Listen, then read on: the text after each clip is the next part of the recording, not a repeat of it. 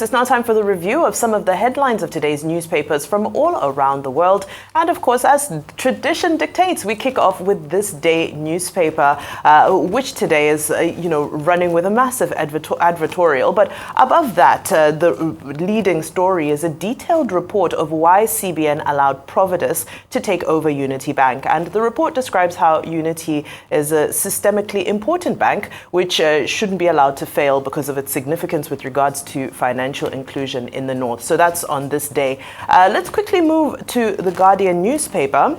And Guardian is focusing on electricity tariffs. Very scary headline that says electricity tariff may spike over weak fiscal position, 2.1 trillion naira subsidy. This is news that nobody wants to hear because all the so-called Band A, and even those who aren't on Band A right now, the electricity tariffs are crippling to people across the country. However, this report is talking about how the lack of liquidity has worsened 4 years after CBN set up escrow account, and power plants may shut down as poor remittances threaten the 6,000 megawatt target for power production, and says that the federal government currently has a debt of 3.3 trillion naira to settle where the energy sector is concerned. So that one is a big one that we need to keep our eyes on. Also on the front page of The Guardian, consumer protection news, and this is talking about how the NDIC has reimbursed Heritage Bank customers with less than 5 million naira in deposits. Of course, everybody else will be waiting to hear and see whether, what's next with regards to their deposits from the now defunct Heritage Bank. Now let's move on to Punch newspaper. And Punch is leading with a story that is not going away anytime soon. Of course, Dangote Refinery, from the front page of the Punch newspaper, as the story there goes that the Dangote Refinery saga continues as marketers wait for delivery date extended again. And Punch did a deep report about how the refinery will most likely be unable to roll out petrol on Monday as scheduled. There's a lot to unpack with regards to what's been happening. That over the weekend, there was a lot of back and forth between Dangote Refinery and the NUPRC. But now it's looking most likely that the date set that we'd first receive petrol from the Dangote Refinery, which is Monday, is just unattainable. Well, now to Daily Trust. Daily Trust always likes to focus on security issues. So Daily Trust is leading with terrorists kill 4 soldiers in Sokoto, burn patrol vehicles, and military has launched a manhunt.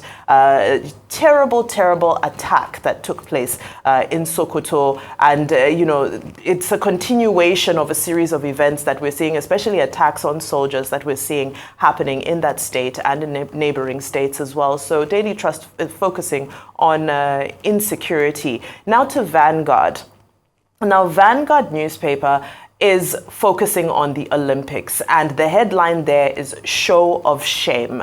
They say 9 billion naira wasted, 88 athletes, no medal, and of course with images of some of the athletes there. This is a big discussion that I believe is going to be dominating conversations for the entire week. Throughout the weekend, everybody is emotional, and rightfully so, about this. So I think this is something that I hope we'll be able to look into. And to give it a point of comparison, let's very quickly go to our South African newspaper. Shall we take our African paper so we can analyze everything in a wholesome way? Quickly, the Citizen South Africa. The Citizen South Africa leads with an image of the new Miss South Africa, who was crowned just last night. Why is this significant? This is significant because, of course, this is coming up after Chidima Adeshina was pulled herself out of the competition. That was a contestant of Nigerian origin who was bullied and who faced xenophobic attacks online, which forced her to pull out of the competition because South Africans felt she was not South African enough.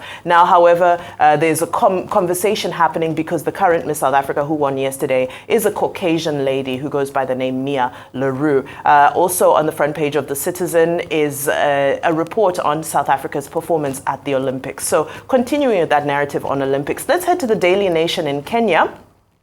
Kenya's Daily Nation newspaper, which is leading with inside Kenya's secret money printing deals.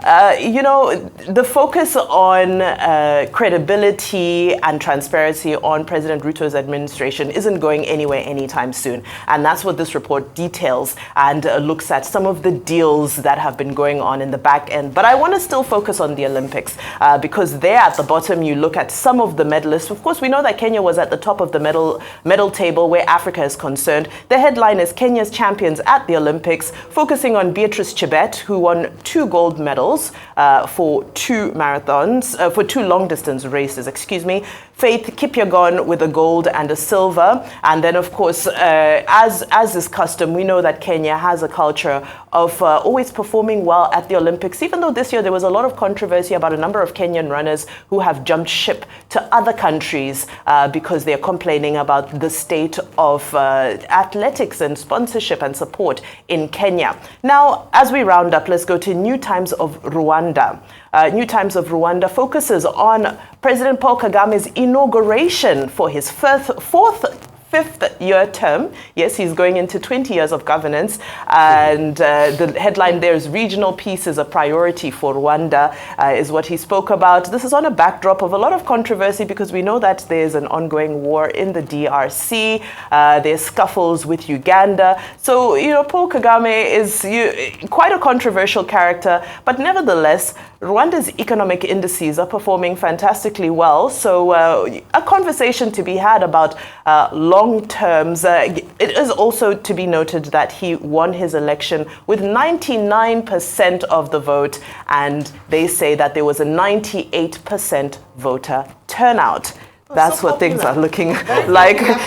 Obviously. That's what happens in a dictator. You want to remind me how much percentage of the votes Saddam Hussein used to get with a Ba'ath Party then? About 99.9% with the Ba'ath Party. So, you see, my problem with the dictators is where they leave the country when they are gone. You remember with Gaddafi, see what happened in Libya? Today, Libya is divided. There's another government in Benghazi, there's another government in Tripoli. So what will be the future? And the so-called rescue, the likes of Mugabe, what's his name now? Kagame did with Intimawes after the president was shot down and the wars happened. I just pray that Rwanda doesn't slip into that same scenario when he's gone. So that's what dictators should always think about. A 4 term of over 20 years, it's not only Kagame that is there. I mean, the true test of a leader is your capacity to be able to ensure better succession. That's what makes a leader. So I'm taking this with a lot of, can I use the word being skittish here? I'm going to move over to Kenya. Also the fact that, yes, the Kenyans are also complaining big time. And I think it also segues into the protest in Kenya, that there's corruption across board, even in the sports ministry. But the painful thing for Kenya is that the president doesn't even solve the problem. With this new cabinet, with a lot of people with questionable characters, anyway, he's brought 3 people in from the opposition. He thought he had hazed it. No. That's why the people still want to go to the CBD to protest, but they've told the police to ensure that they don't go out there to protest. The question again will be, what will be the future of Kenya at this point in time? But in Nigeria, we can only hope for the best. All right, so let me talk about 2 things with regards to, first, the Dangote report by the Punch newspaper. And I say this because this is an ongoing conversation, and I don't think we've gotten to the bottom of it yet.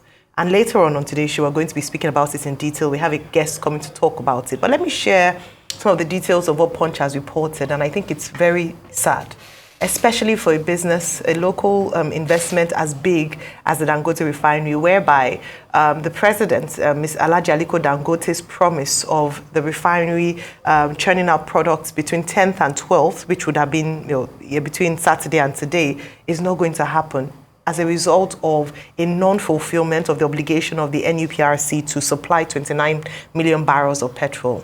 And so we see that for any business, it's only in Nigeria that we'll see promises made are not fulfilled and no heads are rolling, no one is explaining. But for a private business, your word is your bond. Your customers cannot trust you if you give a statement and you're not able to fulfill. But the peculiarity of this particular incident is that it's not as a result of their inability to fulfill. It is the failure of their partners in business, which should have been the Nigerian state, which is quite unfortunate.